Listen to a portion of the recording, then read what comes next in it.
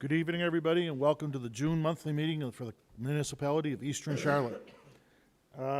Mayor sends along his regrets. He's speaking at another engagement tonight, so he's otherwise occupied. I need a motion to approve the agenda for tonight's meeting.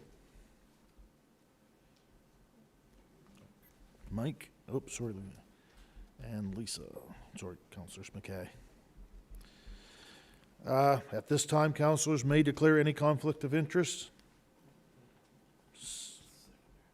Seeing none. Oh, vote on the agenda, sorry. I guess we need to vote on the agenda. Councillor Thompson, Councillor McKay? Yeah. I got a question or comment on it. Oh, Councillor Hatt. Just wondering if we were gonna add on to that, about, delaying or motion around that, going to a town thing for more information, for more time. Just wondering if that's what, add it to the agenda. so new business under C. Councillor Hatt. Motion to amend. Yeah, Councillor Hatt motion. So Councillor Hatt has made a motion to amend the agenda. We need a seconder. I'll second it. Alexa. Oh, Councillor Dadarakis, sorry.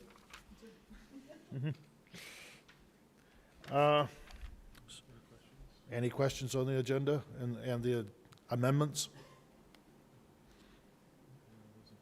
All those in favor? Right. Carried. So that's the amendment. We're going to get a vote on the agenda as it stands. So now we need a vote on the agenda as it stands with the amendment. So Councillor Thompson, seconder. Councillor McKay, any questions? All those in favor? Aye. It's carried. And now we move on to number 3, conflict of interest. And they say seeing none. Adoption of the minutes of previous council meetings. We'll start with the May 21st regular meeting. Motion to approve the minutes of the May 21st meeting. Councillor Dadarakis, seconded by Councillor Thompson. All those in favor? Aye. Okay, thank you. I guess the second one is the June 3rd meeting, which was a special meeting of council. So, motion to approve those minutes. Councillor Thompson, seconder. Councillor McKay. All those in favor? Next one was the June 10th Committee of the Whole, so motion to approve those meeting minutes. Councillor Dadarakis. I make a motion to approve the minutes of the meeting of June 10th, 2025, Committee of the Whole with the following corrections/amendments. Under section G, just a minor error. It's, we wrote down the wrong representative that made the first motion.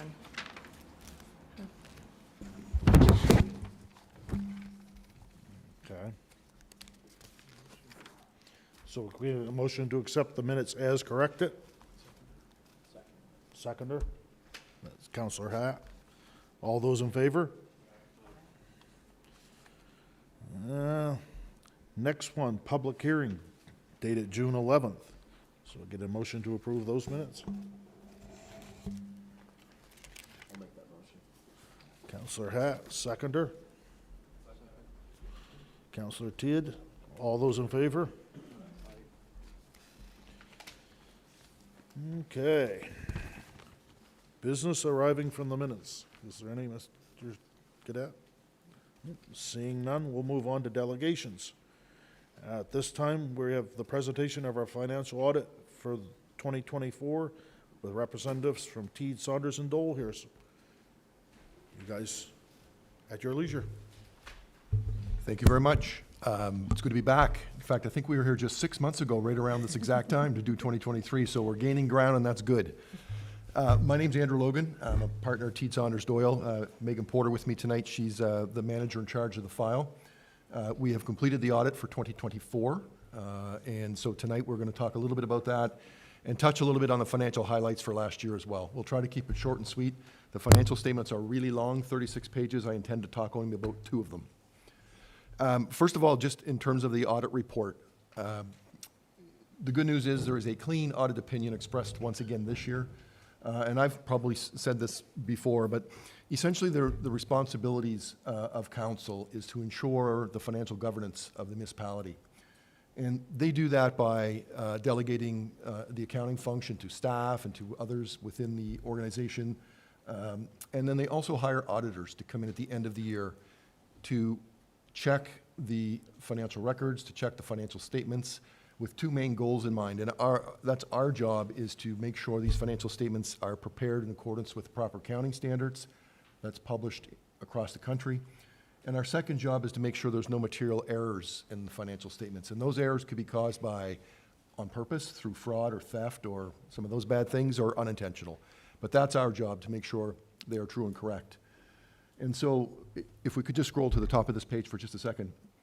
There's an opinion paragraph there. The second paragraph, it says, in our opinion, the financial statements have been basically found to be free of material error and have been prepared in accordance with the proper accounting standards, which we know are called public sector accounting standards. So that's what you want to see from us. That's what you want to hear from us. And so that's good. The other thing I'll mention, and I may have said this when I was here in December, but I'll say it again, the accounting systems and processes for the municipality are very strong. We sort of look at the systems as we go through our audit. We look at the processes, we look at the internal controls. And in most audits, we find or sometimes stumble across an unintentional error or mistake within the records. And so we propose an adjusting entry to fix them, to correct the problem. There were no corrections required for the 2024 audit.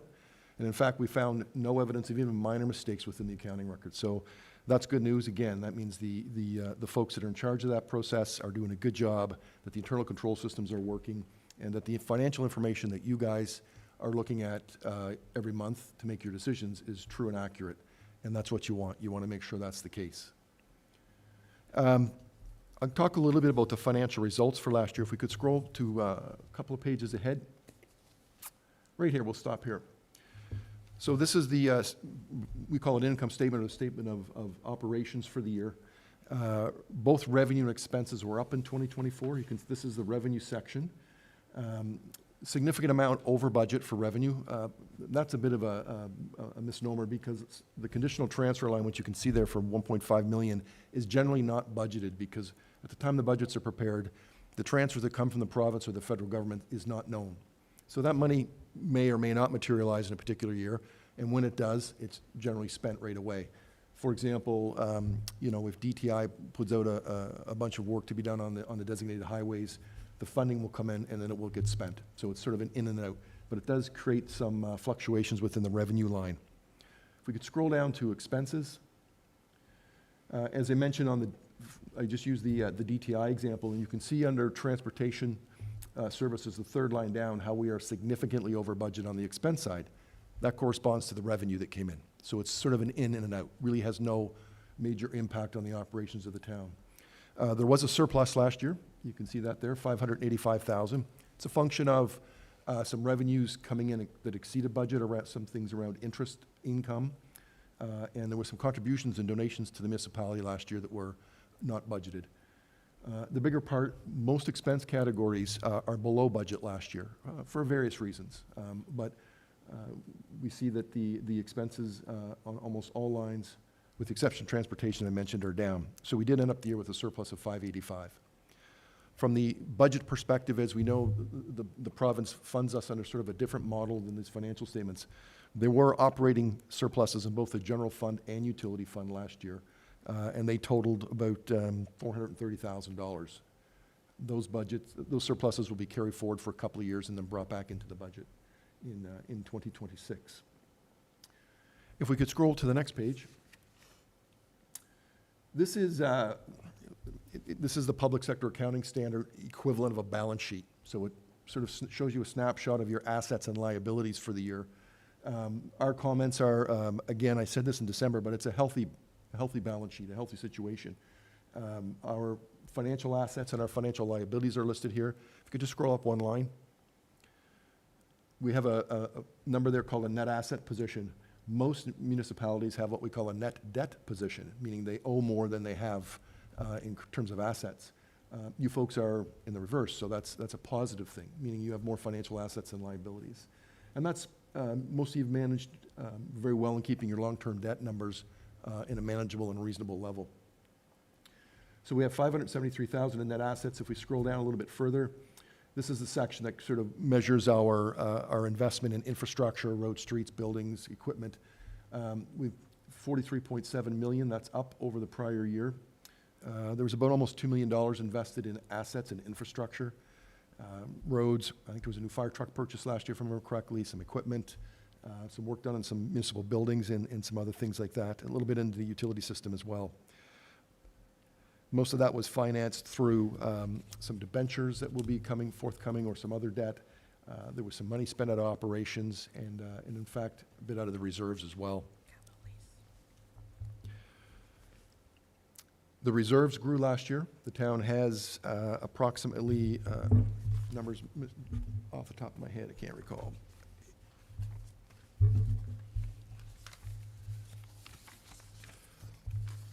$2.5 million in reserves.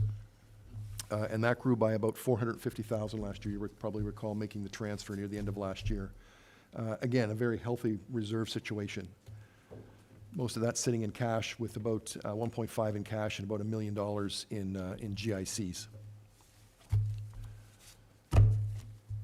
The only other comment I'll make about the balance sheet, and I mentioned this a second ago, was on the debt. There was some new debt acquired last year, a debenture of $337,000.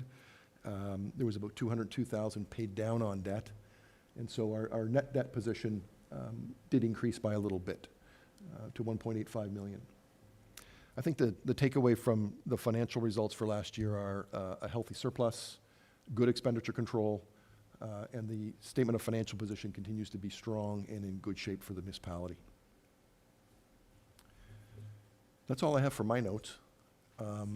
Be happy to answer any questions or. So if any counselors have questions, just take your turn, I guess. So we need a motion to accept the report as presented. Counselor Lee. Seconder? Counselor Tidd.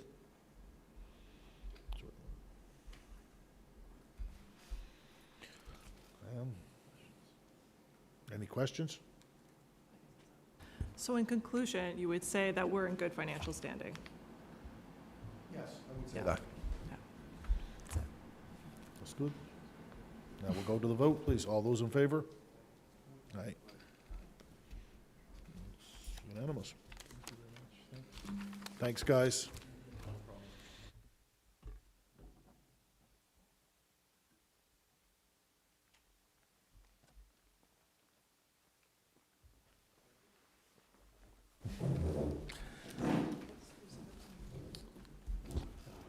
So now we'll move along to the general governance report presented by our CAO, Jason Gadet. Thank you, Deputy Mayor. So this is a general government report for the month of May. Housing and Development, Hillside Subdivision, has been held up with the Provincial for Wetland Delineation Report, waiting response. I think we've got some good movement with that tonight on new business agenda. Project Village Housing Project in Blacks Harbor is progressing, albeit slowly. We are reaching out to Project Village almost every other week just to sort of get an update on them. They are expecting to pull a permit for the Lewis Connors Road development within the next 30 days. The old hospital building in Blacks Harbor has been sold to a new owner, and I did talk with the new owner actually today, and certainly let them know the municipality would be interested to sit down and see how we can assist with that, or I guess refurbishment of a multi-unit in Blacks Harbor. The agreement has been reached with the St. George Cemetery on the future extension of Carlton Street, and we're just finalizing some of the legal documents for that. Several single-family home lots in Blacks Harbor are expected to go up for proposals before the end of summer. Staffing, limited candidates being received with the post for the Economic Development Project Manager. We are expanding that ad reach to a few other different job posting. Not to say we're not getting any, but we do have a couple of possible candidates that we'll be interviewing this month. External posting will be out for Parks and Recreation labor operator as well. The Public Works first round of road patching was completed in St. George. Repaving of Main Street in St. George is underway now. Possible Street in Blacks Harbor has been completed. And we'll be moving to paving the Granite Street in St. George, as well as the southern portion of Campbell Hill and a portion of Brunswick Street in front of the mall. Renovations at the municipal office, the new administrative office, and the old former library office is pretty much complete. For childcare, Murdoch and Boyd firm will be on site here in St. George for site review, which they did in early June. We're getting preliminary estimates from a local construction company to get a base costing for that project. Water and wastewater on Globe Engineering, continuing work on the IBA project for water source of Blacks Harbor. We'll be meeting with council and providing public info sessions. Also, the option of a steering committee on the project has been proposed by the engineers. CBCL for the IBA projects with St. George are ongoing. We'll be reissuing the dredging project for the dredging of the Blacks Harbor sewage lagoons, as the previous tender did not proceed or was accepted. Finalizing the schedule for the water towers cleaning in St. George and Blacks Harbor for the end of June. There'll be a prelude actually this weekend of flushing in Blacks Harbor, and we'll be putting more post out. We've done some posting, but we'll be putting more post out as well. Parks and Recreation fencing was complete, has been installed the basketball court here in St. George, and new asphalt for the courts in Blacks Harbor has been completed. Work finishing on the baseball field here in St. George, and certainly for some of the users, we know we've had some delays, and we certainly apologize for some of the delays. Some of this has been both with contractor and weather, but those fields are starting to look better. Over the next couple of weeks, attention will be made on the walking trails with adjustments of signage, vegetation control, and just a reminder for residents that ATVs are not permitted on the walking trails.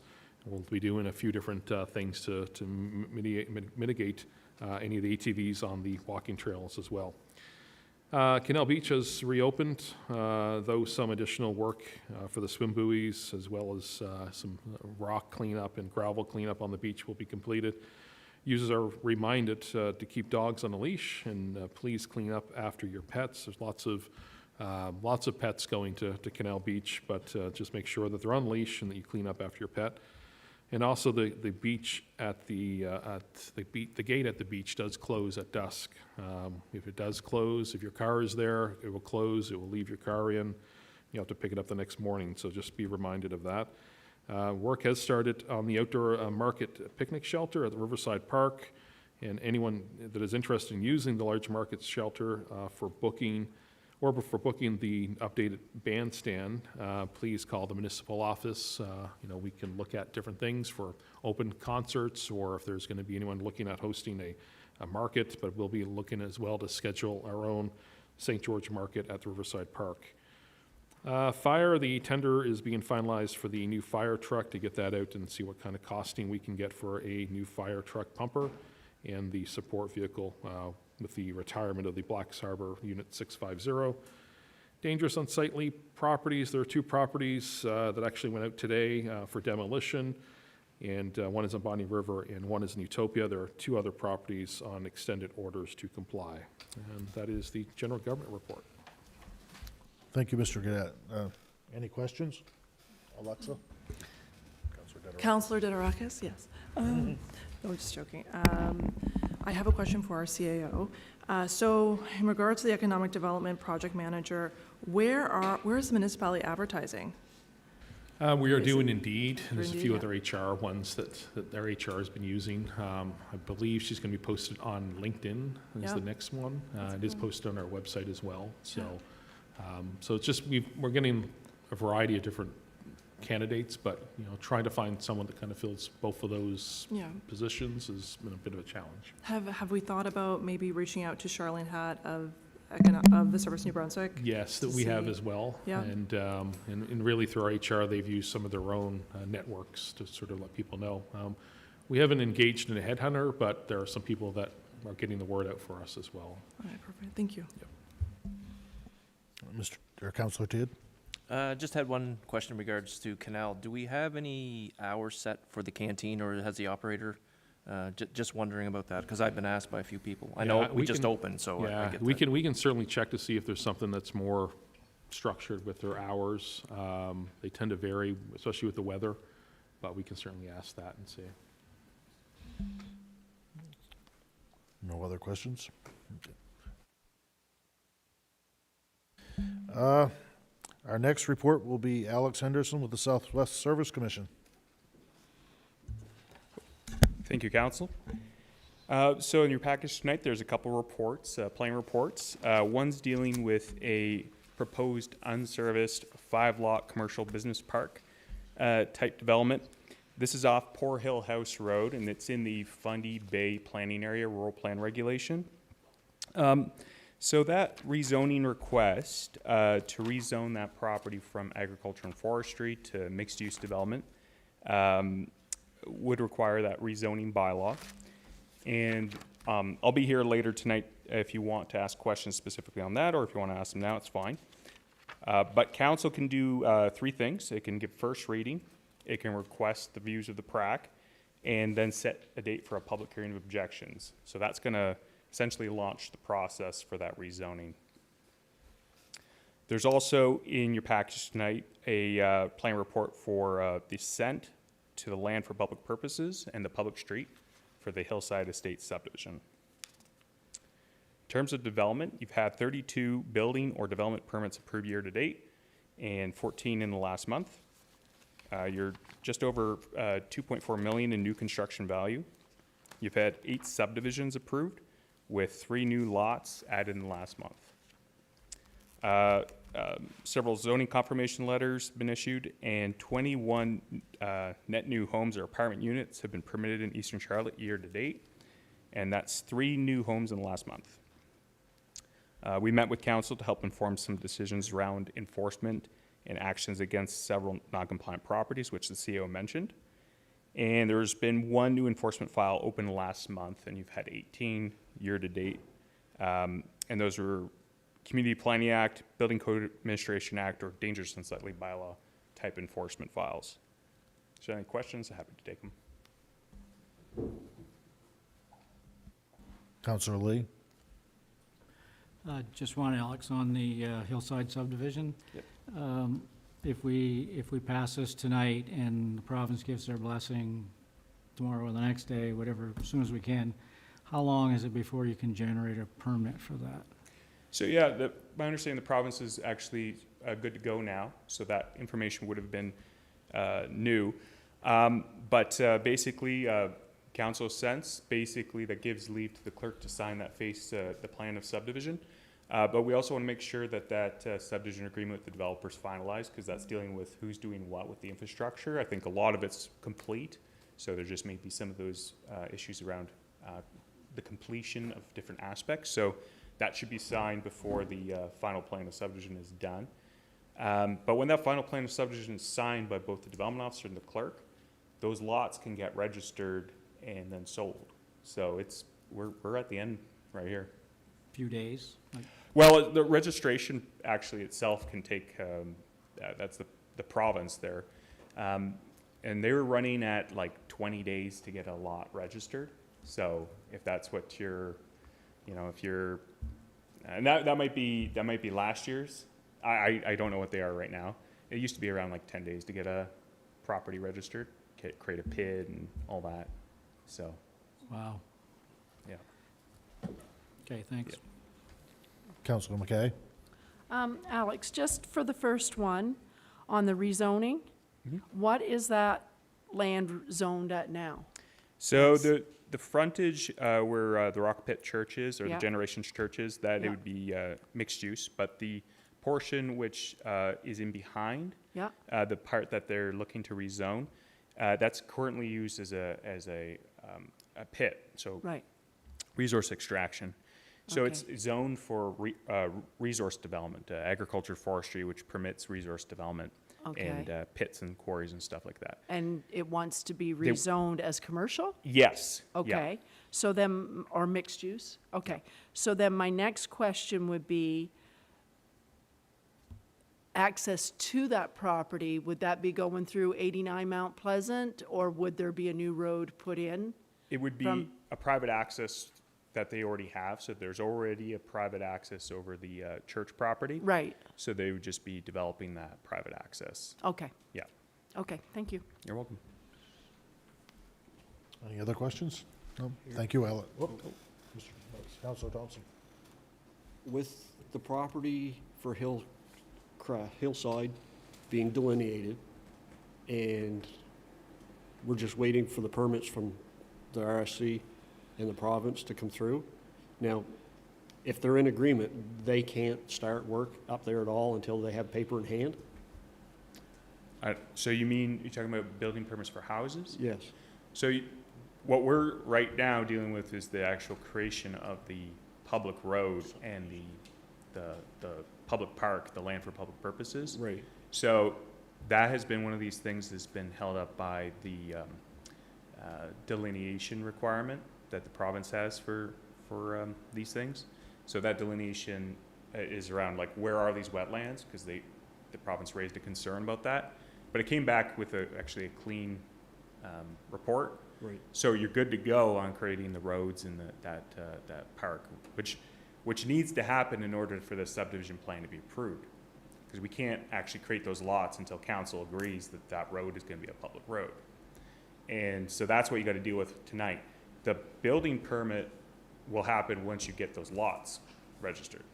So that has to happen in the step. So we're still 20 days. Oh, definitely, yeah.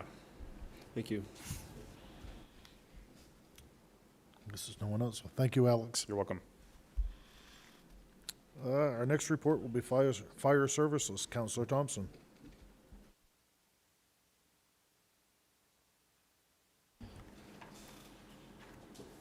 The fire report for May 2025, Eastern Charlotte Fire Rescue had 10 fire calls, 27 medical calls, 5 false alarms, 29 calls for training, meeting, maintenance, and on-call, for a total of 73. This compares to 36 for the month of May 2024. Thank you.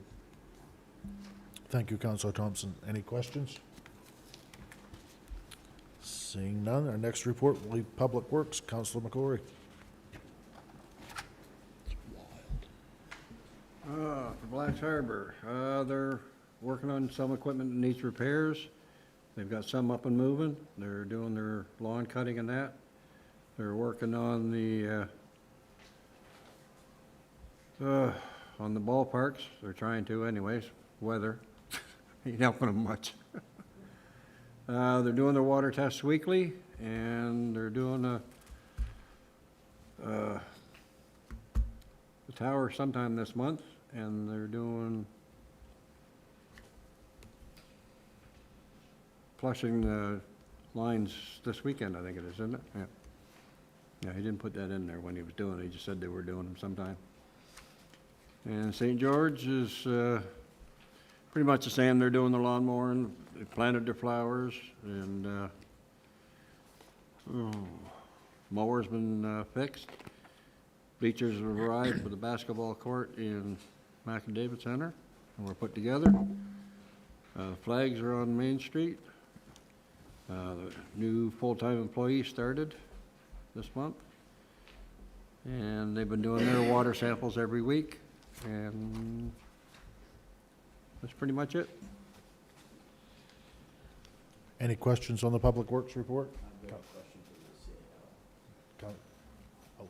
Councilor Veteroff is And then- first, and then I have a question for our CEO. Last month, we talked about well 4. There was concerns about the water levels. Is that still an ongoing concern, or we've resolved it? It is, and we've started conversations with CBCL on trying to look at alternatives. So we've already done a groundwater study on that, so we'll be utilizing that study to help us sort of understand what are some of the impacts of that marsh. So yeah, it's still an ongoing issue. If you look back at just the history of that marsh, it's continually losing water. There's a sandbar there that probably needs to be opened up to allow water to come in from Lake Etopia. So yeah, we're still having issues with well 4. Yeah. Councillor Hart? Yeah, if you don't mind, just a question for our CAO. I was wondering if it's possible that the water sample results could be posted in next month's public report for Blacks Harbor.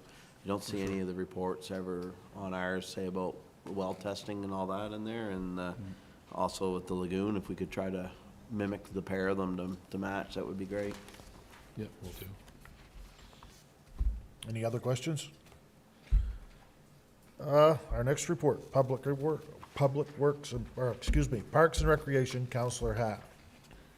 There's no report for this month in the binder that I have, unless there's one that's been prepared after the package went out.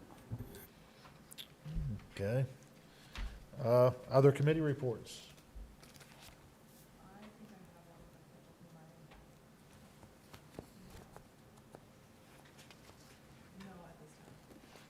Okay. This is a report for the Age-Friendly Committee. So this is just a summary. So at the May 5th meeting, several updates and actions and items were discussed. One member is working on a monthly community newsletter, both print and online, and another member is looking into suppliers for fridge magnets and info cards. Two of those same members gave a presentation to the Penfield Anglican Social Group, where many attendees were unaware of the age-friendly initiatives. As council knows, a while ago, a grant was applied, but unfortunately were not successful. The committee sent a letter to council regarding a better access to a library, and it's received a positive response. And a Facebook group has been set up and currently has 47 members, and they're encouraging everyone to join. This was prepared by Sharon Travis, by the way. Thank you, Councillor Dederakis. Any other committee reports? Okay, moving right along. Financial statement, back to our CAO. Thank you, Deputy Mayor. This is looking for a motion to accept the financial reports for the month of May 2025. We need a motion to accept the financial statement as presented in your package. Councillor Lee, seconder. Councillor McKay. All in favor? Oh, questions, excuse me. Councillor.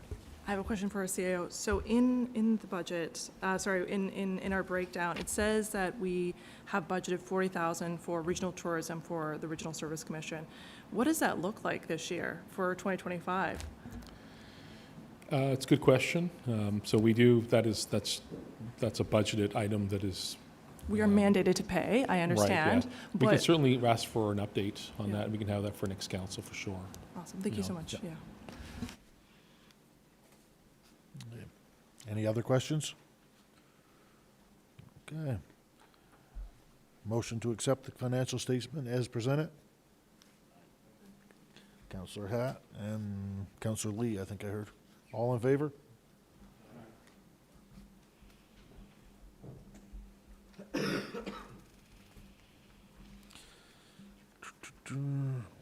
New business, land for public use, hillside subdivision. Old business? Okay, scratch. Good. We'll go to our CAO. So this old business would be in regards to the amendment of bylaw Z.2, being the rural plan for the Village of Blacks Harbor. It's an amendment to Z.2.6.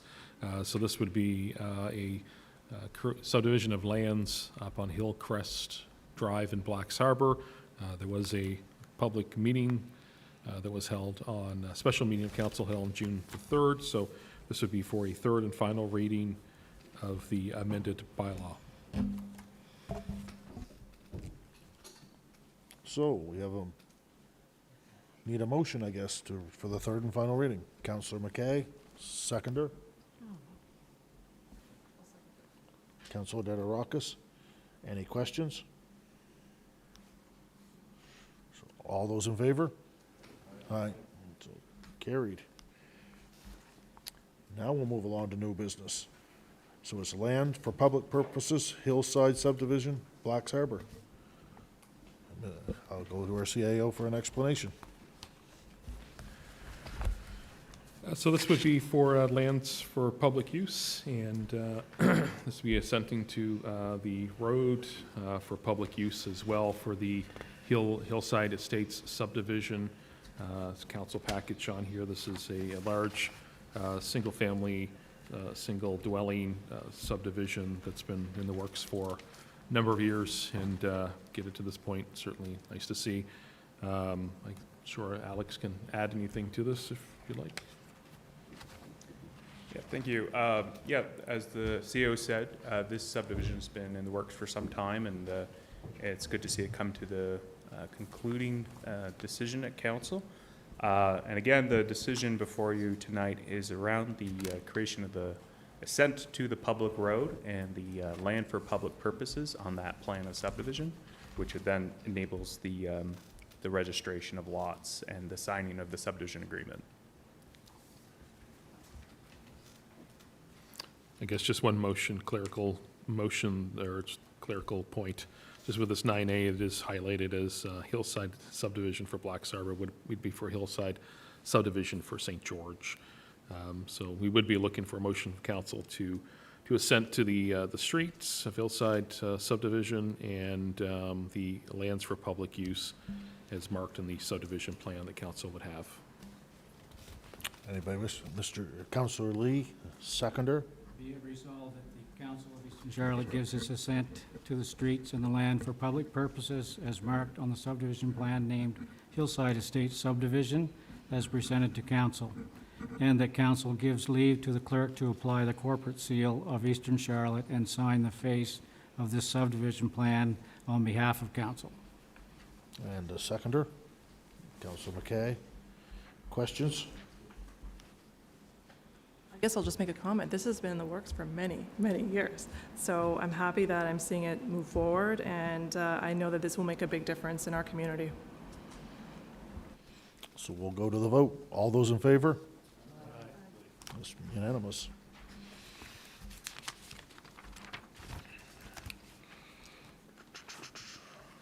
So 10B is proposed bylaw 22 FNB 05601. Mr. Clerk. So this would be a proposed bylaw. It's amendment to the rural plan that was previously a Funday Bay rural plan. So that's bylaw number 22-FNB-056-00. And this would be an amendment to that plan. What this would be is spoken about earlier is a rezoning for these lands from agriculture and forestry to a mixed-use zone. So we'd be looking for a council motion to take this to a first reading. So we need a motion to go to first reading.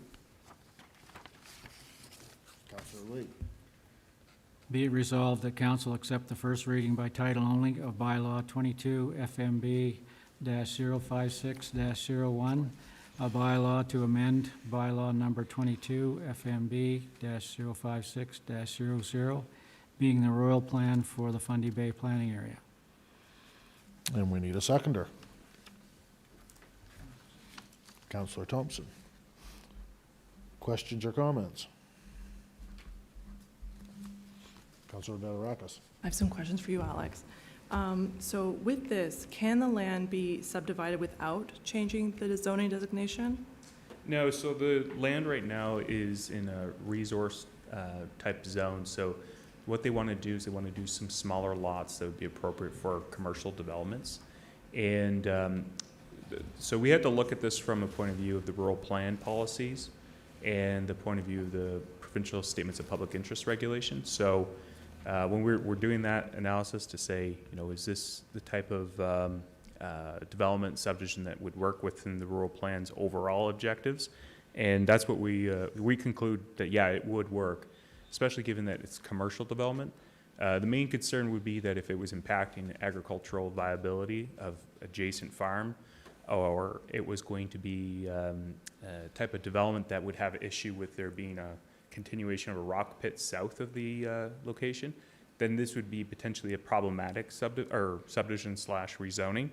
But where they're looking to do some commercial type uses, and some of their focuses would be things like contractor yards, service stations for automobiles, things which would be excellent for that kind of location where, you know, it's cleared, it's not going to be able to be used for agriculture, given it's already been, the resources, the topsoil has been stripped.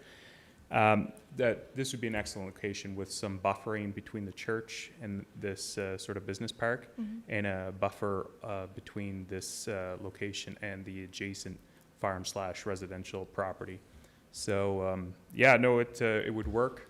It just requires council to weigh in and make a decision on rezoning. Perfect. Another question. So I understand this is for 5 lots, correct?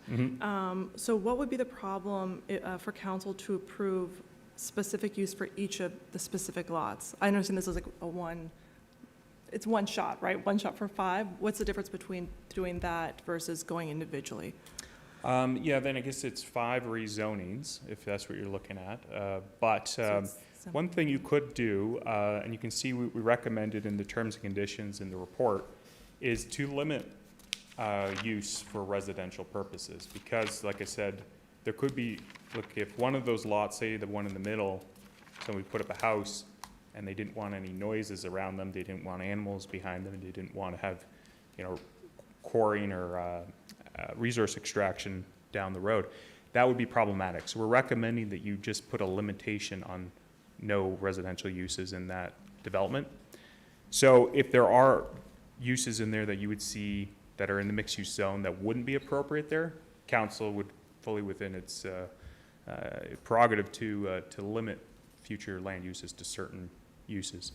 But I think the point what the developer is looking to do is they want to be able to have a bit of flexibility within the mixed-use zone as to what they can develop it for. Again, they're not looking to do residential because of the issues that could arise with that. But anything that they could do in the mixed use, they kind of want a little bit of leeway on that. So if there was go ahead. Oh, sorry to interrupt you, Alex, but could you explain what is mixed use, though? So mixed use is it's a sort of a mixture between, you could do residential, you can do commercial. I see. There is even some light industrial categories which they're not looking to use. But mixed use has probably the widest variety of potential development opportunities. So there's flexibility. There's flexibility for sure. But the applicant wants to go more in a commercial direction. Yes. Okay. Yeah. All right. And should we, I don't know if this is an appropriate question for council to ask, but I guess like because we ultimately make the decision, so I want to know what I'm making a decision on. Is there any indication of what the development is about? Yeah, and basically what was indicated. Like, is it heavy would it be heavy? Okay. No, so they wouldn't be allowed to do heavy industrial because there's Because of the zoning. There's a zone for that type of use in the Fundy Bay Rural Plan, and it's not in this location, and it's not in the mixed use zone. Yep. So they wouldn't be going to a heavy industrial type use.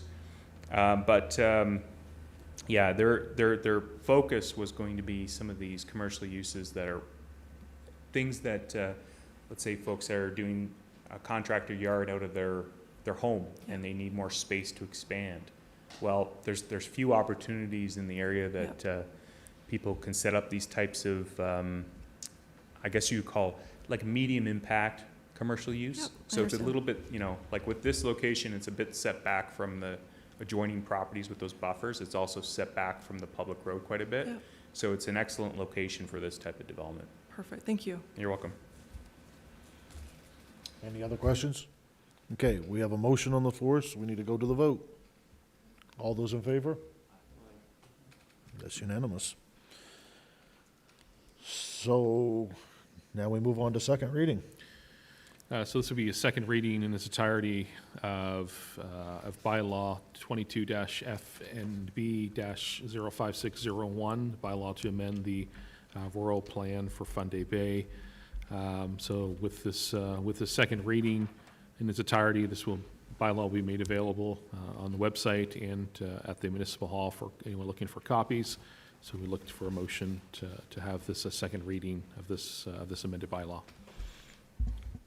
So we're asking for a motion for the second reading. Councillor Dalarakis. Sure. Be it resolved that council accept the second reading in its entirety of bylaw 22-FNB-056-01, a bylaw to amend bylaw number 22-FNB-56-00, being the rural plan for the Fundy Bay planning area. And we need a seconder. Councillor Tidd. Questions or comments? Seeing none, we'll go to the vote. All those in favor? And that's unanimous. So, we'll go with 10B3. Mr. Cadet. So this would be, request the view of this amended bylaw from the PRAC. So we'd request a review of this amended bylaw from the PRAC. Just need a motion to send this to PRAC. So you heard Mr. Cadet, we need a motion to send this this bylaw to PRAC. Be it resolved that council requests written reviews of PRAC regarding proposed bylaw 22 FNB 056-01, a bylaw to amend bylaw number 22 FNB 05600, being the rural plan for the Fundy Bay planning area. And we need a seconder. Councillor McCrory. Questions or comments? See.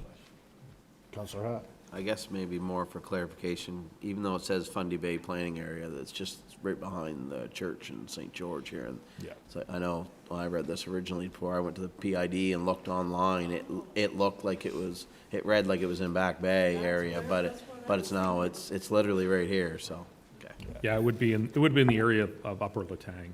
Yeah. I just wanted to clarify that for people in case they. Okay, so we have a motion and a seconder. We'll go to the vote. All those in favor? Those opposed? Carried. And 10B4, schedule a public hearing. Mr. Gadet. So this would be a scheduling of a public hearing. We do have to have a minimum of 21 days notice of the public hearing, so we'd be looking at no earlier than July the 10th. So this would be a public hearing on the bylaw 22-FNB-056-01, the amendment. And we could schedule that to be held here at the Macadavic Place. So 21 days from now, no earlier than July the 10th. So we need a motion on the public hearing. I'll make the motion. Councillor Hatt. Be resolved that council schedule a public hearing objections bylaw 22-FNB 056-01, bylaw to amend bylaw number 22 FNB 056-00, being the rural plan for the Fundy Bay planning area. And I ask that we be able to schedule a meeting on July 10th at 6 p.m. at this building. Do we have a motion? Do we have a seconder? Councillor Tidd. No? Oh, yes, the building is being occupied here. We could use the small room. Sure. Use a small room. Yep. Okay. Yep. The tent? It is occupied. Could use the basement? No. No, okay. So we'll be looking at the, Why don't we see if one of the buildings here in St. George area is available for rental, and we'll rent it, or we could do this in Penfield as well. We do have the Penfield Community Hall, or? wherever, yeah. Okay, yep. So we have the community room, would be changed to the community room at Penfield, at the Penfield Fire Hall. Yeah, I'm fine with that amendment in my motion. And seconder, you're good with the amendment? Okay. So, we did the questions? No? Okay, questions? Comments? any questions? No, okay, I thought you meant, yeah, okay. All in favor? Aye, aye. Carried.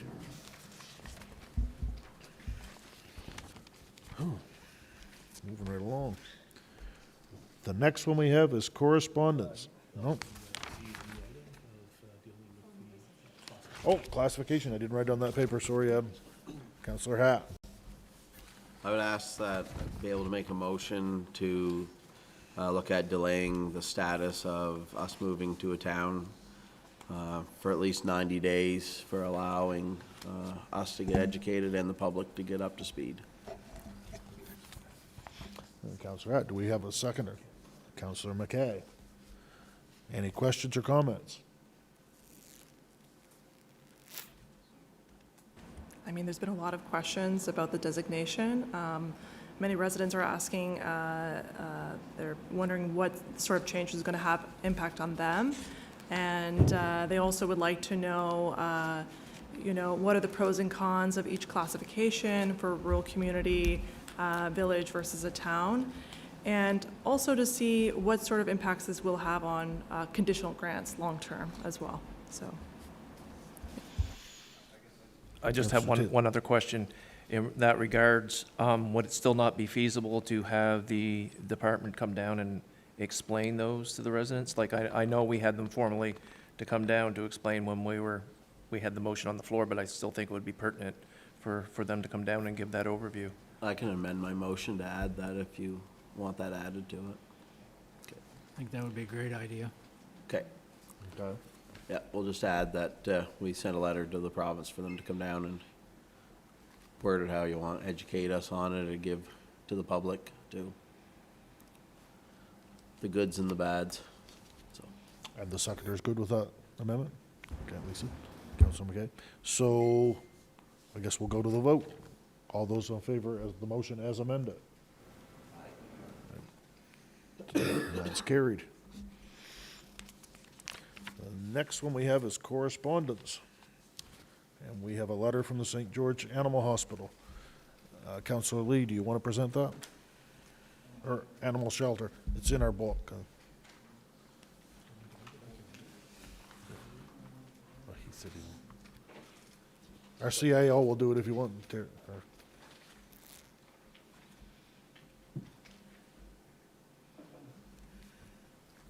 So, Your Worship, council members, we are a team of passionate volunteers who are temporarily housed within the St. George Veterinary Clinic.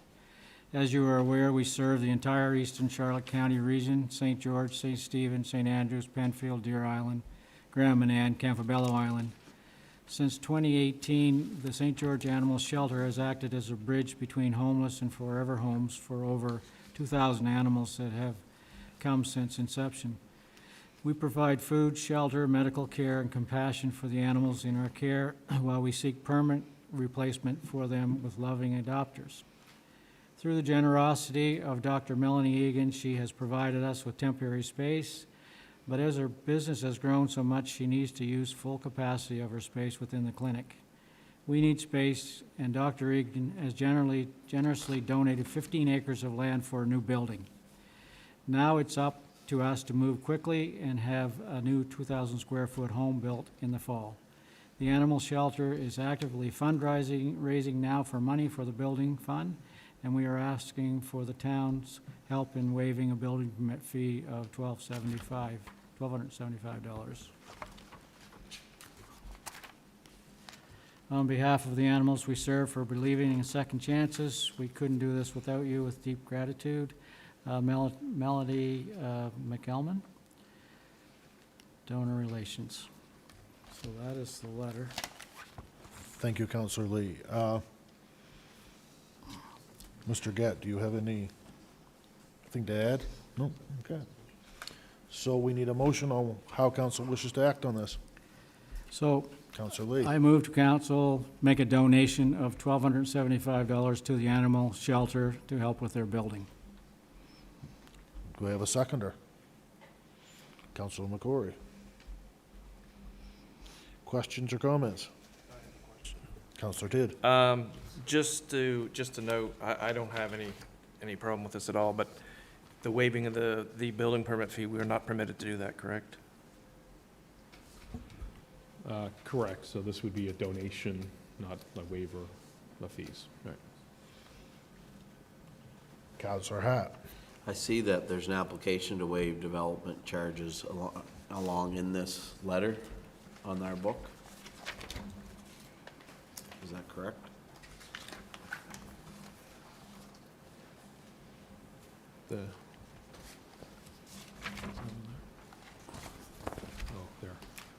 says to Eastern Charlotte Mayor and Council. So I guess that we can't do that then, but donations are fine, correct? Okay. Yeah. So we have a motion on the floor, first and seconder. All those in favor of the motion? Whoop. Okay. Oh, I thought you were questioning, okay. All those in favor of the motion? Aye. That's carried.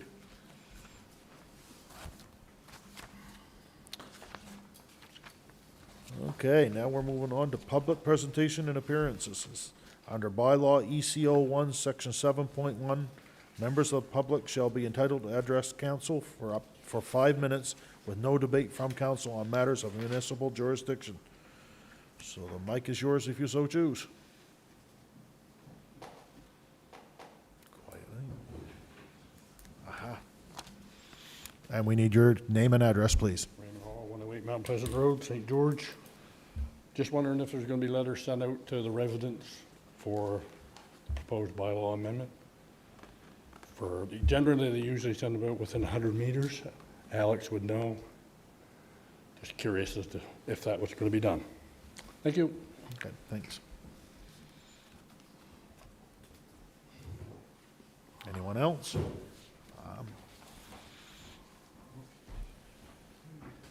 My name's Matthew Hall. I'm a resident of Penfield.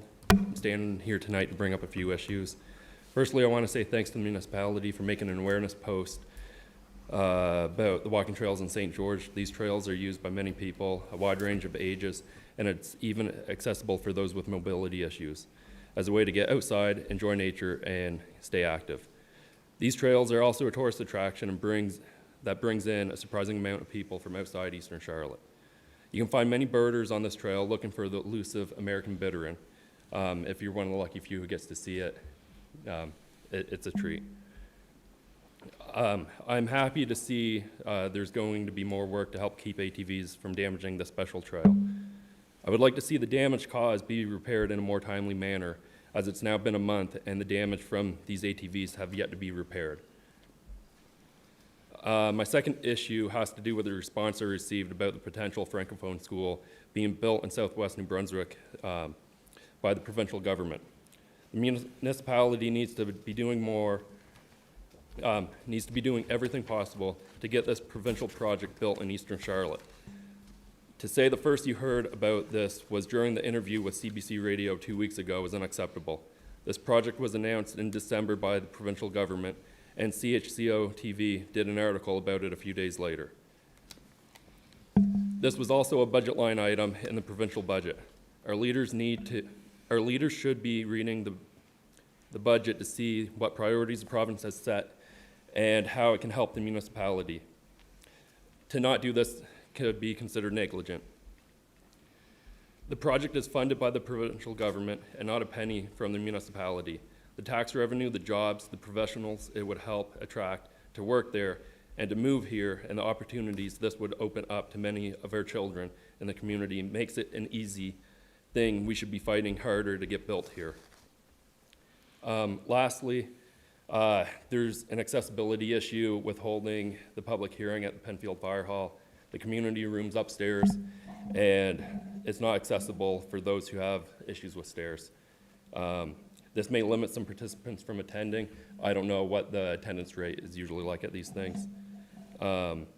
We need the municipality to start working with the provincial government to help improve the lives and opportunities for the people in Eastern Charlotte. Thanks. Thank you.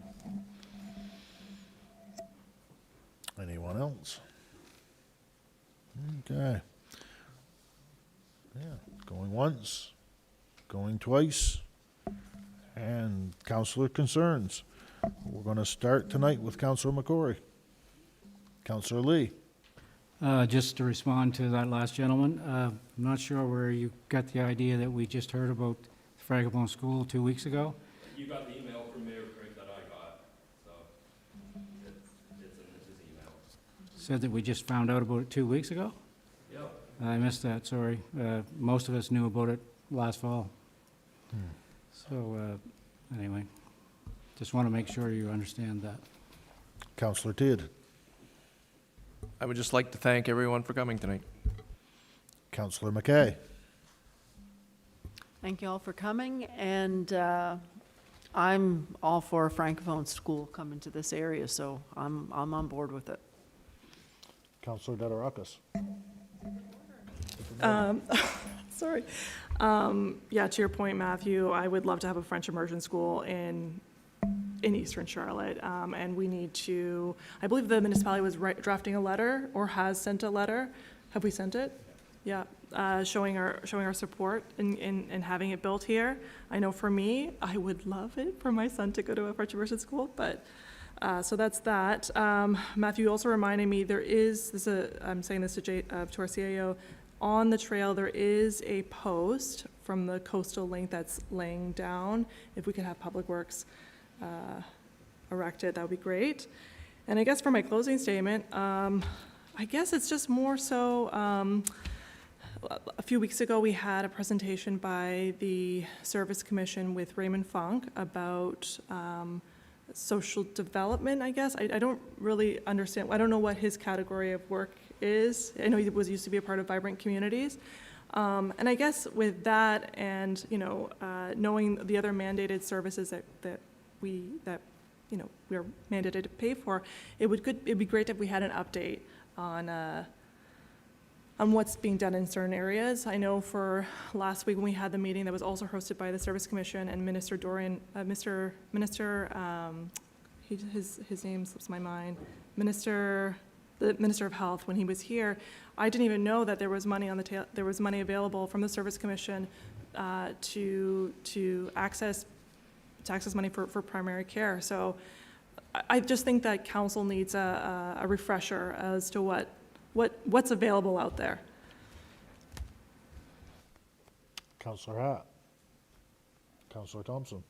Nothing. I have a brief one myself, I want to thank everybody for coming tonight. Congratulations to all the graduates in our community, and be safe out there, guys. ATVs through town. I saw one going through the other night, 2 guys, no seat belts, no helmets on. We've got rules, guys. Make sure you follow them. We don't want to lose what we've worked so hard for. And stay off the walking trails. As a heads up, it's been mentioned here tonight, I don't suggest you get under the way of the construction, but take a drive down and look at the new pavilion going up at Riverside Park. It's going to be something nice for everybody in the community to use. And like I said, be safe, graduates, and thank you. And date and location of our next meeting will be Wednesday, July 16th, 2025, 7 p.m. here at the Macadavic Community Center. And the motion to adjourn. So, Councillor Tidd, meeting adjourned. Thank you, everybody.